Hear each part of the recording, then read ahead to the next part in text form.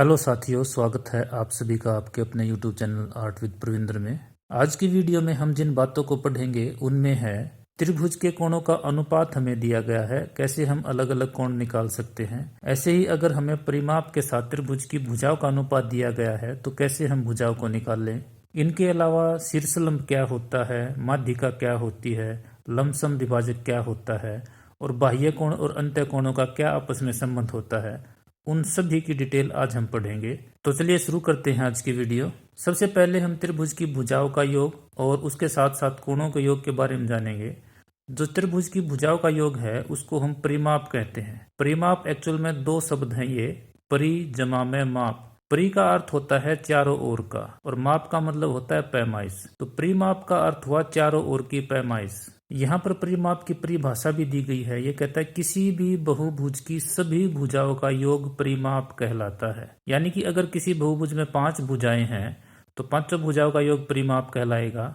8 भुजाएं हैं तो 8 की 8 भुजाओं का योग परिमाप कहलाएगा।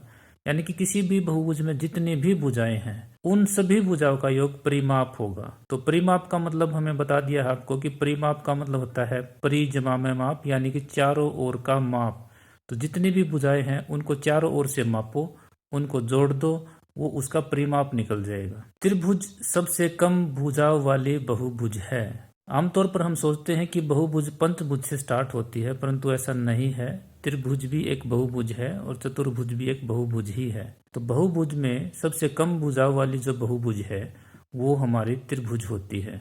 इसकी 3 ही भुजाएं होती हैं, बाकी जितनी भी बहुभुज होती हैं उनकी सबकी 3 से ज्यादा होती हैं। इसके बाद जो एक और सबसे महत्वपूर्ण बात है वो ये है कि त्रिभुज की 2 भुजाओं का योग हमेशा तीसरी भुजा से बड़ा होता है। इसका ध्यान रखना हमें, 2 भुजाओं का योग हमेशा तीसरी भुजा से बड़ा होता है। या इसको हम उल्टा भी बोल सकते हैं कि जो तीसरी भुजा है वो उन 2 भुजाओं के योग से हमेशा छोटी होती है। और इन्हीं के अंदर एक बात और है कि तीसरी भुजा उन 2 भुजाओं के अंतर से बड़ी होगी। इस बात का हमें ध्यान रखना है कि तीसरी भुजा जब 2 भुजाओं के योग से हम कंपेयर करेंगे तो तीसरी भुजा उनसे छोटी होगी, परंतु अगर उन 2 भुजाओं के अंतर से कंपेयर करेंगे, अंतर से तुलना करते हैं, तो वो तीसरी भुजा उस अंतर से बड़ी निकलेगी। अब इसी पॉइंट के आधार पर कुछ प्रश्न है। पहला प्रश्न है कि एक त्रिभुज है हमारे पास, उसकी एक भुजा 5 सेंटीमीटर है, दूसरी 2 सेंटीमीटर है और तीसरी 3 सेंटीमीटर है। क्या इन भुजाओं के साथ कोई त्रिभुज बनाना संभव है? तो यहाँ हमें क्या देखना है कि 2 भुजाओं का योग तीसरी भुजा से बड़ा है या नहीं। तो उसके आधार पर जब हम पहली दोनों भुजाओं को जोड़ते हैं 5 और 2 को, तो इनका योग होगा 7, जो कि तीसरी भुजा से बड़ा है। अब हमने क्या करना, पहली और तीसरी भुजा को जोड़कर देखेंगे, ये होगा 5 और 3 8। अब बीच वाली भुजा से कंपेयर करेंगे, इससे भी बड़ा है। उसके बाद पिछली दोनों भुजाओं को जोड़ के देखते हैं 2 और 3 को, इनका योग है 5। तो ये जो पहली भुजा है ये भी 5 है। यहाँ पर 2 भुजाओं का योग तीसरी भुजा से बड़ा नहीं निकला, जबकि बराबर है यहाँ पर। इसका मतलब ये है कि ये त्रिभुज बनाना संभव नहीं है। तो उत्तर होगा इसका नहीं। अगला प्रश्न है, क्या कोई ऐसा त्रिभुज संभव है जिसकी भुजाएं 10 सेंटीमीटर, 6 सेंटीमीटर और 5 सेंटीमीटर हो? यहाँ पर भी हम पहले 10 और 6 को जोड़ेंगे। इसको हमने दिखा रखा है अलग से एक स्लाइड में। यहाँ देखते हैं, ये 3 भुजाएं हैं, एक 5 सेंटीमीटर है, एक 6 सेंटीमीटर है और एक 10 सेंटीमीटर है। तो योग के आधार पर जब हम चले तो पहली दोनों भुजाओं को हमने जोड़ा, उनका योग आया 11। ये तीसरी भुजा से बड़ा है। तीसरी भुजा यहाँ पर हमारे पास 10 है, 10 सेंटीमीटर से बड़ा है। तो जो बड़ा होता है उसकी तरफ ये जो चिन्ह होता है इसका मुंह खुलता है। इसके बाद अगली 2 भुजाओं को हमने ऐड किया, 10 और 6 को जब हमने जोड़ा तो ये 16 आया। यहाँ जो तीसरी भुजा है वो 5 सेंटीमीटर है, इससे भी ये बड़ा है। उसके बाद हमने 5 और 10 को जोड़ दिया, तो 5 और 10 को जब हमने जोड़ा तो हमारा योग आया 15। तो ये जो तीसरी भुजा अब हमारे पास बची 6 सेंटीमीटर, ये इससे बड़ा है। तो हमेशा जो 2 भुजाओं का योग है तीसरी भुजा से बड़ा है। आप देख सकते हो यहाँ पर हमेशा इसी तरफ इसका मुंह आया है। तो इसका मतलब ये है कि ये त्रिभुज बनाना संभव है। अब जो दूसरा पॉइंट था कि जो तीसरी भुजा है वो उन 2 भुजाओं के अंतर से बड़ी मिलती है, तो इसको भी हम देख लेते हैं कि पहली दोनों भुजाएं हमने ली 5 और 6, उनका अंतर निकाला, आया 1। अब यहाँ पर देखें तीसरी भुजा इस अंतर से बड़ी है, उसके बाद हमने दूसरी दो भुजाएं ली 10 और 6, उनका अंतर निकाला 4। यहाँ पर तीसरी भुजा इस अंतर से बड़ी है यहाँ भी। उसके बाद जो दूसरी बच गई दो भुजाएं वो ली हमने, उनका अंतर निकाला, उनका अंतर निकला 5। और यहाँ पर जो तीसरी भुजा हमारे पास बच चुकी थी 10 और 5 से अलग जो तीसरी भुजा है वो 6 सेंटीमीटर है। यहाँ भी अंतर से तीसरी भुजा बड़ी है, यहाँ पर तीसरी भुजा बड़ी है, जबकि पहले जो हमने निकाला था यहाँ पर तीसरी भुजा हर बार छोटी थी। तो इसका मतलब ये है कि जब योग से कंपेयर करते हैं तो तीसरी भुजा छोटी होती है, और जब अंतर से कंपेयर करते हैं तो तीसरी भुजा बड़ी होती है। अगर ऐसा होता है तो त्रिभुज बनाना संभव है, नहीं तो त्रिभुज नहीं बन सकती। अब वापिस हम उसी सवाल पे आते हैं। ये कहता है कि 10, 6 और 5 सेंटीमीटर वाली त्रिभुज क्या बनाना संभव है? तो इसका उत्तर होगा हाँ, ये त्रिभुज बनाना संभव है। अब इसी बात को थोड़ा सा और क्लियर करने के लिए अगला प्रश्न देख लेते हैं। इंपॉर्टेंट प्रश्न है ये कि एक त्रिभुज के अंदर दो भुजाएं हैं 6 सेंटीमीटर और 8 सेंटीमीटर। इसकी तीसरी भुजा की माप किन दो संख्याओं के बीच होगी? तो इसका उत्तर निकालने के लिए हमने जो ऊपर पॉइंट नंबर 3 था कि तीसरी भुजा हमेशा दो भुजाओं के योग से छोटी होती है, तो उसके आधार पर हम देखेंगे कि दो भुजाओं का योग आएगा हमारे पास 14। अब क्योंकि दो भुजाओं के योग से छोटी होती है तीसरी भुजा, इसलिए तीसरी भुजा जो पहली दोनों भुजाओं का योग आया है 14 उससे छोटी होगी। इसके बाद दो भुजाओं का अंतर हम निकालते हैं, दो भुजाओं का अंतर निकलेगा 2। अब इससे बड़ी होगी तीसरी भुजा, तीसरी भुजा दो भुजाओं के अंतर से बड़ी होती है। इसका मतलब ये हुआ कि तीसरी भुजा 2 सेंटीमीटर से तो बड़ी होगी और 14 सेंटीमीटर से छोटी होगी। यही हमारा उत्तर है। अगला प्रश्न है, काफी महत्वपूर्ण प्रश्न है ये भी, एग्जाम में बहुत बार आते हैं इस टाइप के प्रश्न कि एक त्रिभुज का परिमाप है 18 सेंटीमीटर और भुजाओं का अनुपात है 2:3:4। इस अनुपात के आधार पर हमने त्रिभुज की अलग अलग भुजाएं निकालनी है। बहुत ही आसान प्रश्न है, बस अनुपात हमें समझना है कि अनुपात क्या होता है। अनुपात का मतलब होता है राशियों की तुलना या बंटवारा करना एक तरह से। एक सिंपल सा एग्जाम्पल हम ले लेते हैं, जैसे कक्षा के अंदर एक बच्चे के किसी एग्जाम में 10 नंबर आए हैं और दूसरे बच्चे के उसी एग्जाम के अंदर 20 नंबर आए हैं। अब डायरेक्ट वो ये नहीं कहेगा कि एक बच्चे के 10 नंबर आए हैं दूसरे बच्चे के 20 नंबर आए हैं। वो कह सकता है कि एक बच्चे के जितने नंबर आए हैं उससे 2 गुने दूसरे बच्चे के नंबर आए हैं। इसका मतलब ये हुआ कि उन दोनों बच्चों के जो नंबर है उनमें अनुपात हुआ 1:2 का, यानी कि एक बच्चे के जितने नंबर है उससे दुगने दूसरे बच्चे के नंबर है। अब इस एग्जाम्पल से तो हम अनुपात को समझ चुके हैं। अब हमें किसी चीज का बंटवारा करना है तो कैसे होता है। अब मान लेते हैं कि हमारे पास एक सेब है, कोई एप्पल है हमारे पास। अब हमने उस सेब को बांटना है 2 बच्चों में, और किस हिसाब से बांटना है कि वो है 1:2 का। इसका मतलब ये हुआ कि हम एक बच्चे को जितनी चीज देंगे उससे 2 गुनी दूसरे बच्चे को देंगे। कहने का मतलब ये है कि इस सेब के हमने 3 टुकड़े करने पड़ेंगे। एक टुकड़ा अगर हम एक बच्चे को दे दें तो बाकी जो दोनों टुकड़े हैं वो दूसरे बच्चे को अगर हम दे दें तो सेब का बंटवारा सही हो जाएगा। तो जब हम अनुपात में किसी चीज को बांटते हैं तो जितना अनुपात दे रखा है उन सभी का योग हमने करना होता है। जैसे यहाँ पर 1:2 था तो 1 और 2 का योग निकलेगा 3। तो ये जो होता है ये अनुपातिक योग होता है और उस चीज के हमें उतने ही टुकड़े करने होते हैं जितना अनुपातिक योग आता है, और फिर जो भी अनुपात है उसके हिसाब से हम उन टुकड़ों को बांट देते हैं। तो यहाँ पर जो हमने बांटना है वो है 18 सेंटीमीटर का परिमाप, यानी कि तीनों भुजाओं का योग, और अनुपात है 2:3:4। तो इस अनुपात का जब हम अनुपातिक योग निकालते हैं तो वो हमारे पास निकलेगा 9। इसका मतलब 18 जो सेंटीमीटर परिमाप है उसके हम 9 भाग करेंगे। तो जब हम 18 सेंटीमीटर के 9 भाग करते हैं तो प्रत्येक भाग हमारे पास 2 सेंटीमीटर का आएगा। अब इस 2 सेंटीमीटर के हिसाब से पहले को हम 2 भाग दे देंगे, यानी कि 2 गुणा में 2 4 सेंटीमीटर हमारी पहली भुजा हो जाएगी। दूसरे को हम 2 सेंटीमीटर के हिसाब से 3 भाग दे देंगे, यानी कि 2 का 1, 2 का दूसरा और 2 का ही तीसरा, यानी कि 2 या 6, दूसरी भुजा हमारी 6 सेंटीमीटर हो जाएगी। और जो तीसरा है उसको हम 4 भाग दे देंगे, यानी कि 2 गुणा में 4, 8 सेंटीमीटर की भुजा हमारी तीसरी हो जाएगी। बहुत ही महत्वपूर्ण प्रश्न है, इस टाइप का प्रश्न हर बार एग्जाम में जरूर आता है। बस आपको अनुपात को समझना है, बिल्कुल आसानी से आप इसको हल कर सकते हैं। आगे चलते हैं। आगे जो अनुपात है वो कोणों का दिया गया है कि एक त्रिभुज के कोणों का अनुपात 3:4:5 है। प्रत्येक कोण ज्ञात कीजिए। अब बात वही है, यहाँ पर हमने बंटवारा करना है कोणों का। अब चूंकि हमें पता है कि कोणों का योग 180 डिग्री होता है, तो 180 डिग्री को हमने 3:4:5 में बांटना है। तो उसी प्रकार से पहले हम अनुपातिक योग निकाल लेंगे।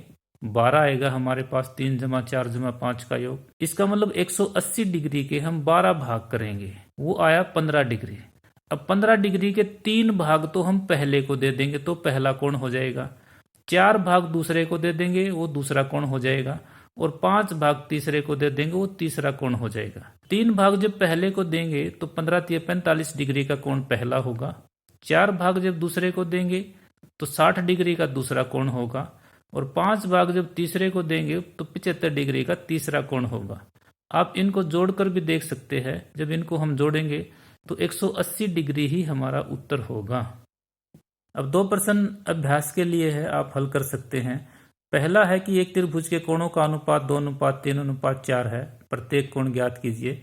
और दूसरा है कि एक त्रिभुज का परिमाप है 14 सेंटीमीटर और उनकी भुजाओं का अनुपात है 2:2:3, यानी कि हमें प्रत्येक भुजा निकालनी है। इनको आप अभ्यास के तौर पर हल कर सकते हैं।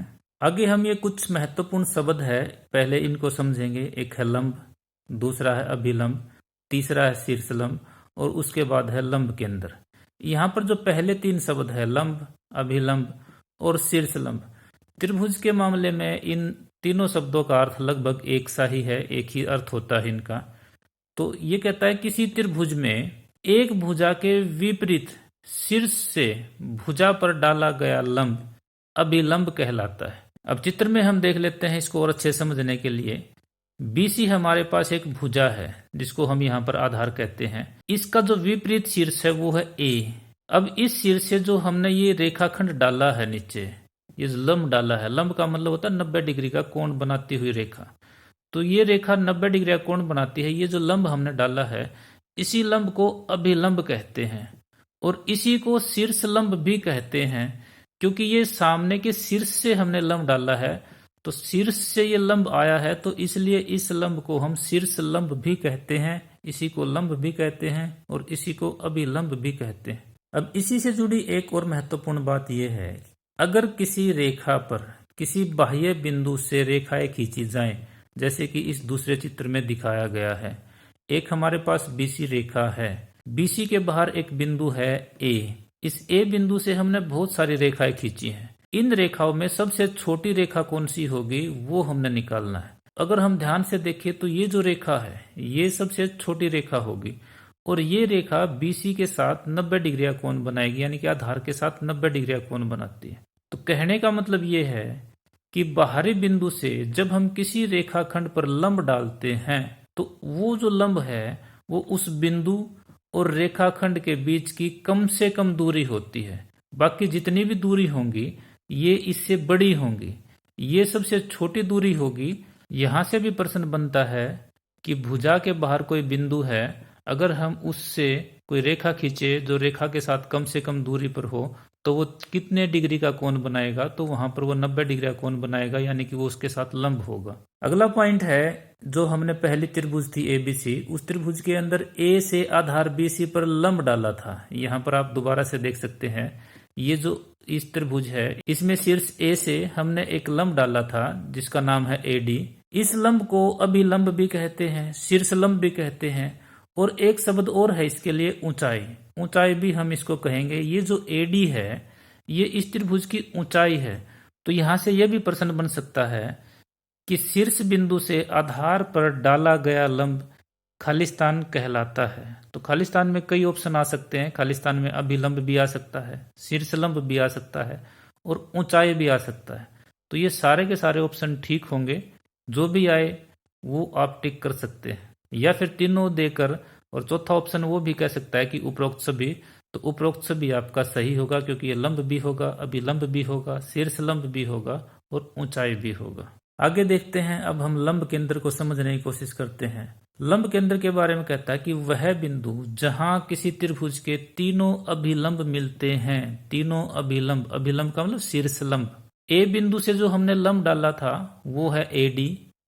इसके बाद बी बिंदु से लंब डाला हमने, बी बिंदु से जो लंब गया वो है BF। इसके बाद जो सी बिंदु से लंब गया, सी बिंदु से जो लंब गया वो ई बिंदु तक आया, CE।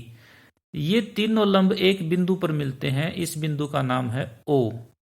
इसी O बिंदु को हम लंब केंद्र कहते हैं। ये तीनों लंब एक ही बिंदु पर मिलते हैं। अब इस अभिलंब को हम तीन अलग अलग त्रिभुजों में समझेंगे। सबसे पहली त्रिभुज है हमारी न्यून कोण त्रिभुज। न्यून कोण त्रिभुज में अगर हम शीर्ष बिंदु से लंब डालते हैं तो वो लंब त्रिभुज के अंदर ही रहेगा। दूसरी तरफ अगर अधिक कोण त्रिभुज है और अधिक कोण के शीर्ष बिंदु से हम लंब डालते हैं तो वो लंब त्रिभुज के बाहर आएगा, त्रिभुज के अंदर नहीं रहता।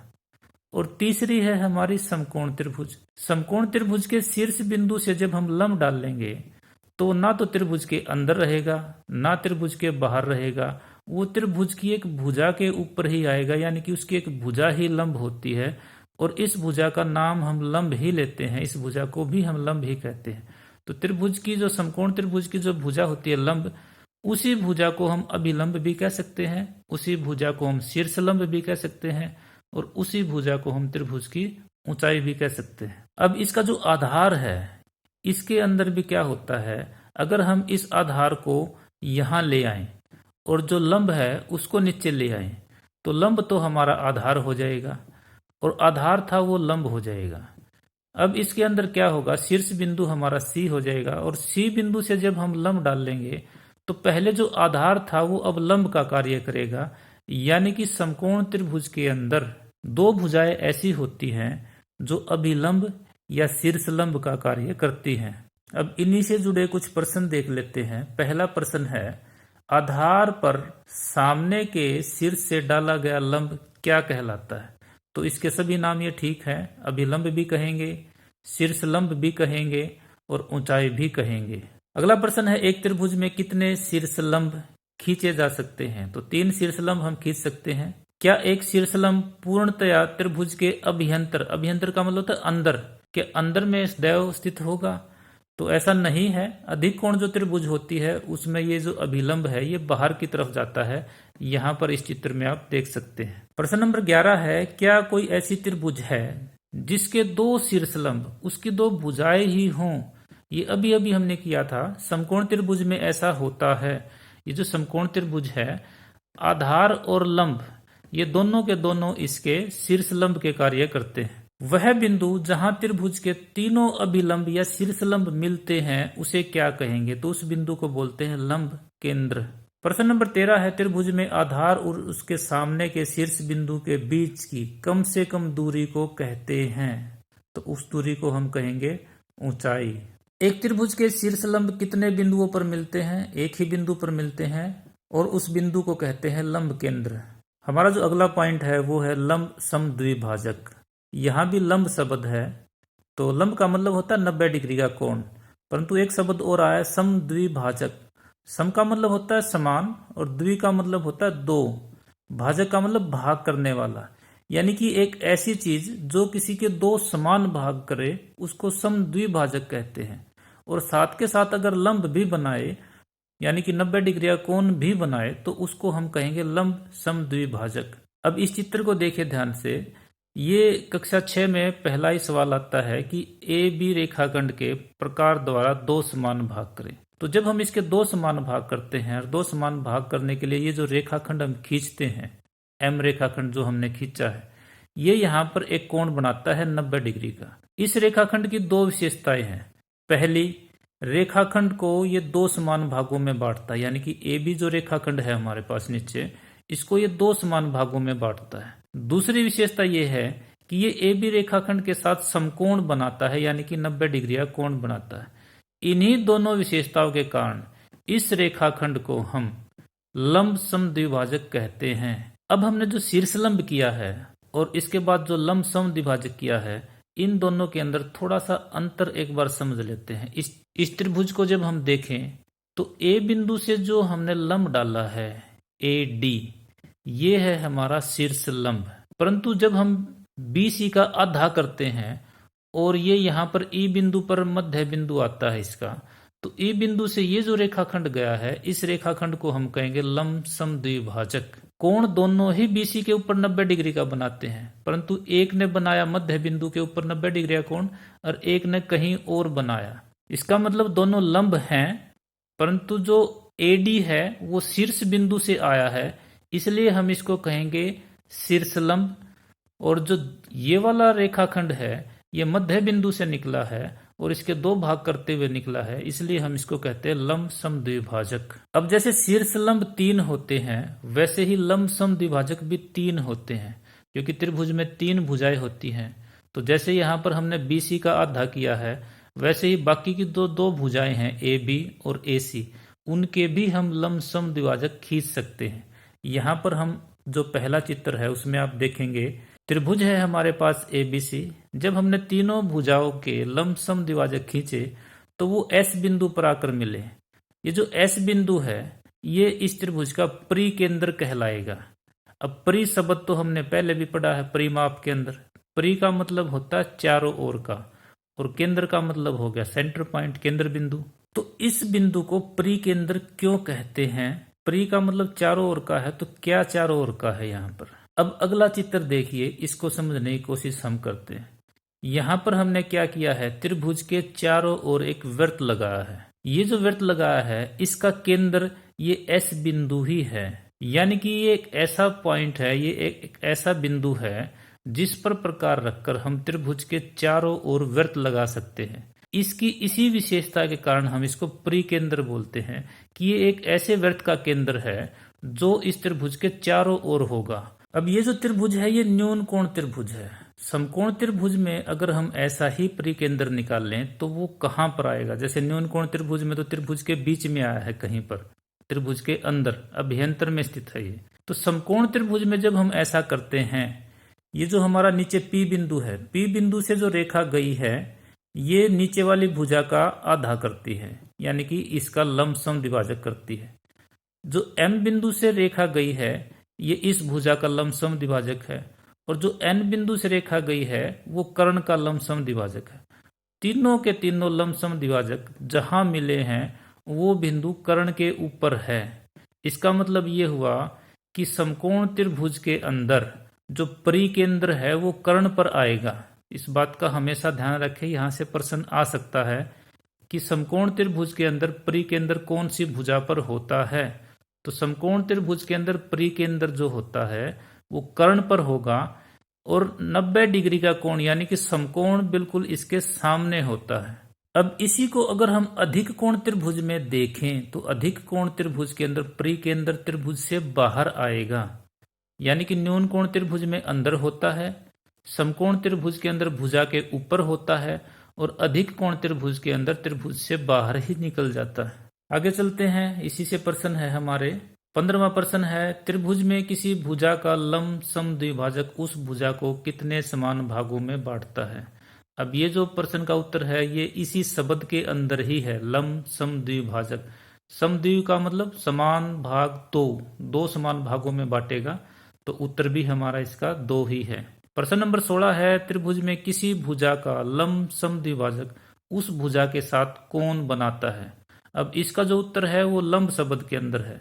लंब का मतलब 90 डिग्री का कोण है, तो इसका मतलब 90 डिग्री का कोण ही बनाएगा, समकोण बनाएगा। अगला प्रश्न है, एक त्रिभुज में कितने लंब सम द्विभाजक होते हैं? तो तीनों भुजाओं से एक एक खींच सकते हैं हम, यानी कि तीनों भुजाओं का हम लंब सम द्विभाजक कर सकते हैं, तो उत्तर होगा 3। एक त्रिभुज के लंब सम द्विभाजक कितने बिंदुओं पर प्रतिच्छेद करते हैं? प्रतिच्छेद का मतलब होता है काटना, यानी कि कितने बिंदुओं पर वो काट सकते हैं। तो एक ही बिंदु पर काटते हैं, और इस बिंदु का जो नाम होता है, इसका अगला प्रश्न यही है कि जिस बिंदु पर त्रिभुज के लंब सम द्विभाजक प्रतिच्छेद करते हैं वो कहलाता है, तो उस बिंदु को हम बोलते हैं परिकेंद्र। इससे अगला प्रश्न है, किसी त्रिभुज के परिगत वृत्त। परिगत का मतलब क्या होता है? इसके अंदर फिर एक बार परि शब्द आया है। परि का मतलब होता है चारों ओर, तो परिगत वृत्त का मतलब होगा कि एक ऐसा वृत्त जो आकृति के चारों ओर हो। यह वृत्त की 3 कंडीशन हो सकती है। पहली, वृत्त आकृति के अंदर हो, दूसरी हो सकती है कि वृत्त आकृति के बाहर हो, और तीसरी हो सकती है कि वृत्त आकृति के चारों ओर हो। तो परिगत का मतलब है वृत्त आकृति के चारों ओर हो। इसके लिए हमें भुजाओं का आधा करना होता है, भुजाओं को दो समान भागों में बांटना होता है, और भुजाओं को दो समान भागों में बांटने से परिकेंद्र आता है, और परिकेंद्र से हम परिगत वृत्त खींच सकते हैं। तो इसका उत्तर है भुजाओं को। अगला है अंत्य केंद्र। अंत्य केंद्र क्या होता है? अंत्य केंद्र का मतलब त्रिभुज के अंदर कोई केंद्र हो उसको अंत्य केंद्र कहेंगे, और इस अंत्य केंद्र से हम त्रिभुज के अंदर वृत्त खींच सकते हैं। अंत्य केंद्र आता है कोणों का समद्विभाजक करने से, यानी कि कोणों को दो समान भागों में बांटने से। त्रिभुज के तीन कोण समद्विभाजक होते हैं, यानी कि हम उसका आधा कर सकते हैं। ये समद्विभाजक एक ही बिंदु पर मिलते हैं या प्रतिच्छेद करते हैं, यह बिंदु अंत्य केंद्र कहलाता है। तो जब हम कोणों का आधा करेंगे, जैसे कोण ए का हम आधा करते हैं तो कोण 3 और कोण 4 ये दोनों समान होंगे। जब हम इनका आधा करते हैं तो हमारे पास ए एन रेखाखंड आया। उसके बाद हम कोण सी का आधा करते हैं तो यहाँ पर भी हमारा जो रेखाखंड है वो सी पी है। इसके बाद कोण बी का अगर हम आधा करते हैं तो इससे हमारे पास एक रेखाखंड आया है बी एम, और ये तीनों रेखाखंड इस बिंदु पर मिलते हैं। इस बिंदु का नाम हम मान लेते हैं ओ है ये। तो ओ बिंदु हमारा अंत्य केंद्र कहलाएगा। इस अंत्य केंद्र पर अगर हम प्रकार रखकर एक वृत्त लगाएं तो इस त्रिभुज के अंदर वृत्त लगेगा जो तीनों भुजाओं को स्पर्श करेगा। इसके बाद है बाह्य केंद्र। बाह्य केंद्र में भी हम कोणों का ही समद्विभाजक करते हैं, परंतु बाह्य कोणों का करते हैं हम। अगर हमने त्रिभुज के बाहर वृत्त खींचना है तो बाह्य कोणों का आधा करेंगे, यानी कि समद्विभाजक करेंगे। बाह्य कोणों का समद्विभाजक करने से वे जहां मिलते हैं या प्रतिच्छेद करते हैं उस बिंदु को कहते हैं बाह्य केंद्र। अब इस आकृति के अंदर देखिए आप, ये जो कोण बी है, कोण बी का बाह्य कोण ये है। इस बाह्य कोण का जब हमने आधा किया तो ये रेखाखंड हमारे पास आया।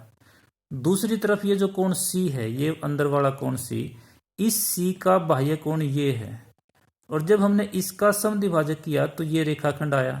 ये दोनों रेखाखंड जहां मिलते हैं वो बाह्य केंद्र है हमारा, जिसका नाम हम रख लेते हैं ओ। अगर हम इस बिंदु पर प्रकार रखकर एक वृत्त लगाएं तो वो कुछ इस तरह से होगा, और ये जो वृत्त होगा ये बाह्य वृत्त कहलाएगा। ये तीनों भुजाओं को स्पर्श करेगा।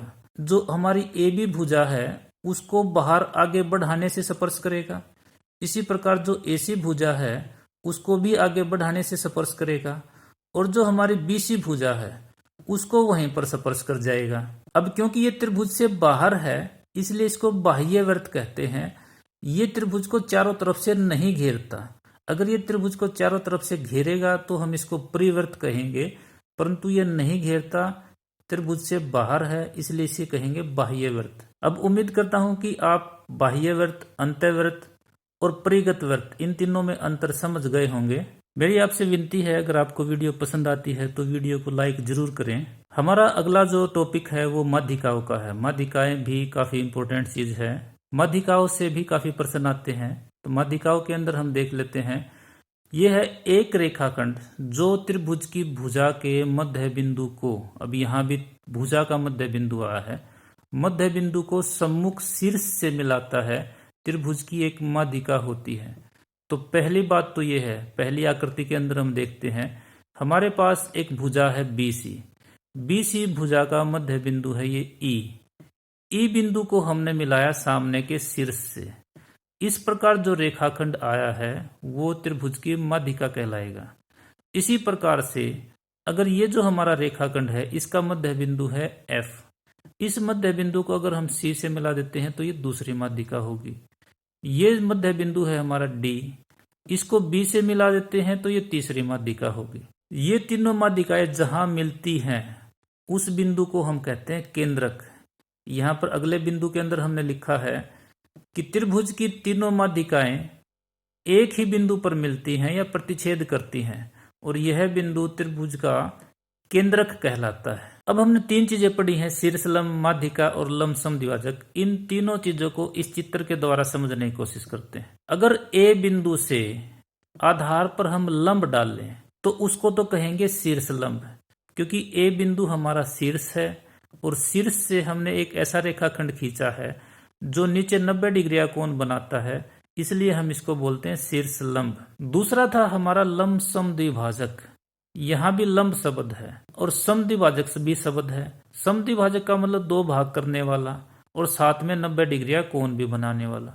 तो ये बिंदु ऐसा है जो BC का मध्य बिंदु भी है और इसके साथ ये जो रेखाखंड है हमारा, जो लाल लाइन है हमारी, ये इसके साथ 90 डिग्री का कोण बनाती है। तो इस रेड लाइन को हम बोलेंगे लंब समद्विभाजक। दूसरी तरफ ये जो ब्लू लाइन है हमारी, ये वाली, ये माध्यिका कहलाएगी। माध्यिका के अंदर एक शब्द आया है मध्य, यानी कि किसी भुजा का मध्य बिंदु, उस मध्य बिंदु को हम शीर्ष से मिला दें तो वो माध्यिका हो जाएगी। सामने के शीर्ष से अगर हम उसको मिला दें तो वो माध्यिका हो जाएगी। माध्यिका के लिए ये जरूरी नहीं है कि ये 90 डिग्री का कोण जरूर बनाए, परंतु क्या ऐसा हो सकता है कि माध्यिका 90 डिग्री का कोण बना ले? अब ये तो जरूरी है कि माध्यिका को हम शीर्ष बिंदु से मिलाते हैं और दूसरी तरफ हम भुजा का मध्य बिंदु लेते हैं, परंतु ये कोण 90 का हो या ना हो ये जरूरी नहीं है। क्या हो अगर ये कोण 90 डिग्री का हो जाए? अगर ये कोण 90 डिग्री का हो जाएगा तो ये माध्यिका हमारी शीर्ष लंब के ऊपर आ जाएगी, यानी कि शीर्ष लंब और माध्यिका एक ही हो जाएगी। तो क्या ये किसी त्रिभुज में ऐसा संभव है? अगला प्रश्न यही है हमारा कि क्या किसी त्रिभुज की माध्यिका और शीर्ष लंब एक ही रेखाखंड हो सकता है? तो ऐसा हो सकता है। दो त्रिभुजों में ऐसा होता है। एक तो है हमारी समबाहु त्रिभुज। समबाहु त्रिभुज की तीनों भुजाएं बराबर होती हैं। इस आकृति में आप देखिए, हमारी जो भुजा AB है, इसके अलावा AC है और BC है, ये तीनों भुजाएं समान हैं, इसलिए ये त्रिभुज समबाहु त्रिभुज है। यहाँ पर हमने जब BC का मध्य बिंदु निकाला तो ये B बिंदु आया। अब B बिंदु को जब हमने सामने के शीर्ष से मिला दिया तो ये भुजा, ये जो AD रेखाखंड है, ये माध्यिका कहलाएगी, क्योंकि माध्यिका की परिभाषा है कि एक भुजा के मध्य बिंदु को उसके सामने के शीर्ष से मिलाने वाला रेखाखंड माध्यिका होती है। दूसरी तरफ शीर्ष लंब की परिभाषा होती है कि किसी शीर्ष बिंदु से सामने की भुजा पर डाला गया लंब, यानी कि अगर ये 90 डिग्री का कोण भी बनाता है तो ये हमारा शीर्ष लंब भी हो जाएगा। अब ये दोनों काम करता है, 90 डिग्री का कोण भी बनाता है और साथ के साथ BC का आधा भी करता है। तो ये जो रेखाखंड है इसके अंदर बहुत सारी विशेषताएं हैं। ये इस त्रिभुज की ऊंचाई भी है, ये इस त्रिभुज का लंब समद्विभाजक भी है, ये इस त्रिभुज की माध्यिका भी है और ये इस त्रिभुज का शीर्ष लंब भी है। समबाहु त्रिभुज के अंदर सिर्फ यही रेखाखंड नहीं, अगर हम B बिंदु से AC पर लंब डाल लें इस प्रकार से, तो ये भी वही काम करेगा जो AD ने किया है। और अगर हम C बिंदु से भी खींच दे और CF हमारे पास कोई रेखाखंड आता है तो ये CF रेखाखंड भी वही काम करेगा जो AD रेखाखंड ने और BE रेखाखंड ने किया है, यानी कि तीनों की तीनों माध्यिकाएं होंगी, तीनों के तीनों शीर्ष लंब होंगे और तीनों के तीनों लंब समद्विभाजक भी होंगे। परंतु समद्विबाहु त्रिभुज में क्या होता है, ये एक ही भुजा, जैसे ये दो भुजाएं समान हैं AC और AB, अगर ये दोनों भुजाएं समान है तो जो तीसरी भुजा हमारे पास बचती है जो इन दोनों के समान नहीं है, उस पर डाला गया लंब ही हमारा शीर्ष लंब और माध्यिका का काम करेगा। अगर हम C बिंदु से यहाँ पर लंब डालते हैं तो ये AB भुजा को दो समान भागों में नहीं बांटेगा, यानी कि ये माध्यिका नहीं होगी। माध्यिका के लिए जरूरी है कि ये मध्य बिंदु पर जाकर मिले। इसीलिए हमने पहले पॉइंट के अंदर लिखा है कि समबाहु त्रिभुज की तीनों ही माध्यिकाएं तीनों शीर्ष लंब का काम करती है, जबकि समद्विबाहु त्रिभुज में एक माध्यिका शीर्ष लंब का कार्य करती है। आगे देखते हैं, काफी इंपॉर्टेंट है ये भी एग्जाम पॉइंट ऑफ व्यू से। किसी त्रिभुज का बाह्य कोण अपने सम्मुख अंतःकोणों के योग के समान होता है। अब इस बात को इस चित्र के द्वारा समझते हैं। इस त्रिभुज के अंदर तीन कोण है। पहला कोण है A, अंतःकोणों की हम बात करते हैं। दूसरा अंतःकोण है B और तीसरा अंतःकोण है C। इस C अंतःकोण के सम्मुख कोण ये दोनों हैं। तो जब यहाँ पर ये परिभाषा लिखता है अंतःकोण, तो अंतःकोण का मतलब ये कोण A और कोण B की बात करेगा। और जब ये कोण लिखता है बाह्य कोण, बाह्य कोण का मतलब होता है C का बाह्य कोण।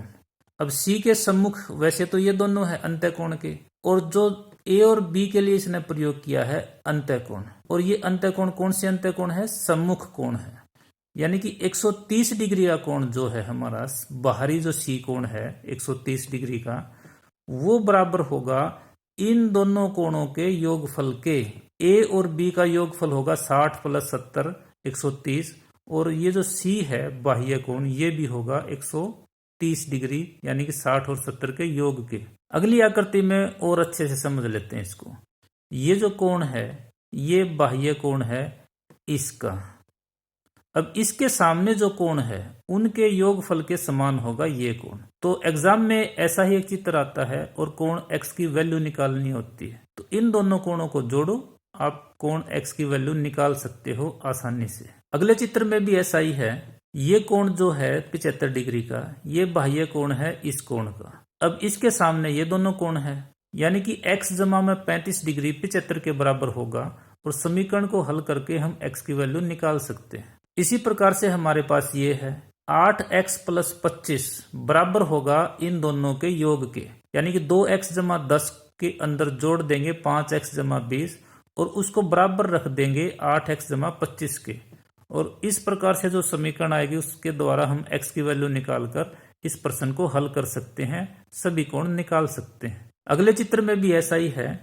92 डिग्री का जो कोण है वो बराबर होगा 50 और x के योग के, तो x जमा में 50 बराबर रख देंगे 92 के, उसके हिसाब से हम x की वैल्यू निकाल सकते हैं। अब y की वैल्यू निकालने के लिए हमारे पास दो तरीके हैं, या तो रैखिक युग्म के द्वारा इन दोनों को हम जोड़कर 180 के बराबर रख देंगे, या त्रिभुज के तीनों कोणों का जोड़, यानी कि x जमा में y जमा में 50, ये तीनों जोड़कर 180 के बराबर रख सकते हैं। आज की वीडियो में इतना ही। आपको ये वीडियो कैसी लगी कमेंट करके जरूर बताएं, और अगर वीडियो पसंद आई है तो लाइक करने के साथ साथ अपने दोस्तों में जरूर शेयर करें। चैनल को सब्सक्राइब करें। आज की वीडियो में इतना ही, आगे फिर मिलेंगे। धन्यवाद।